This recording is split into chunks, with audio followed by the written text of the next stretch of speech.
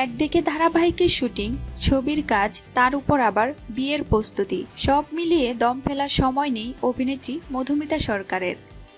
ছোট পর্দা বড় পর্দার কাজ একসঙ্গে সামলাচ্ছেন কি করে? অভিনেত্রীর কথায়, দুই তরফেই অনেক সাহায্য পাচ্ছেন। তাছাড়া পরিবার পাশে না থাকলে তার পক্ষে এই সময় সবকিছু সামাল দেওয়া সম্ভব হতো না।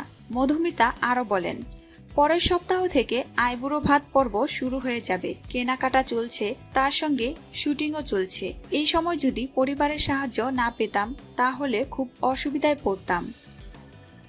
নতুন বছরের 23শে জানুয়ারি বিয়ের পিঁড়িতে বসছেন নায়িকা। কেমন সাজবেন, কী রঙের শাড়ি পরবেন সব ঠিক করে ফেলেছেন। মধুমিতা বলেন, তারিখ এখনও ঠিক হয়নি। বিয়ের জায়গা নিয়েও ভুল তথ্য ছড়াচ্ছে।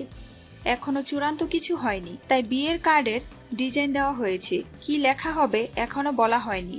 যাই হোক, তাতেও বেশি দিন নেই। সময় পেলেই তাই কেনাকাটা করছি।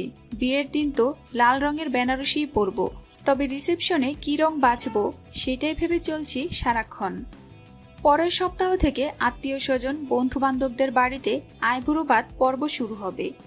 মধুমিতা আরও বলেন, আমায় আইবুড়ো ভাত খাওয়ালে পাতে ভেটকি পাতুরি, মটন বিরিয়ানি, পোলাও, মাংস, তিনটির মধ্যে কিছু একটা দিলেই হলো। বেশি তো খেতে পারবো না, আমার তাড়াতাড়ি মুখ ফুলে যায়। শেষে বিয়ের দিন ছবিতে ভালো লাগবে না, তাই বুঝে খেতে হবে। বিয়েতে কি কি খাবারের আয়োজন করেছেন অভিনেত্রী নিজে যেহেতু বাঙালি খাবার খেতেই বেশি ভালোবাসেন, তাই চিংড়ি আর পাটার মাংস থাকবেই, জানিয়েছেন নায়িকা। মধুমিতা বলেন, নলেন গুড় আমার প্রিয়, কিছু একটা পদ তো থাকবেই।